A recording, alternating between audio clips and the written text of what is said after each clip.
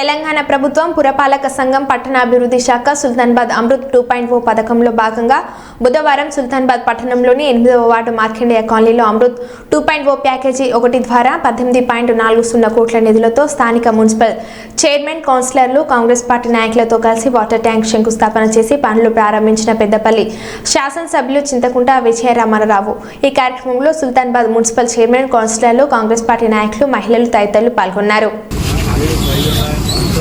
కిందికి పెట్టుకోరు కొంచెం వెనక రారి అందరం తీసుకుందాం।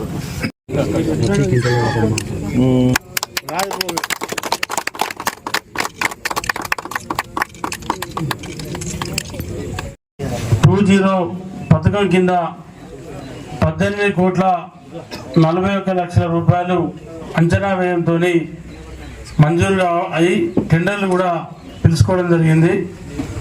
14 లక్షల లీటర్ల వాటర్ ట్యాంకులతో పాటు 27 కిలోమీటర్ల పైప్ లైన్ 1700 కనెక్షన్స్ అంటే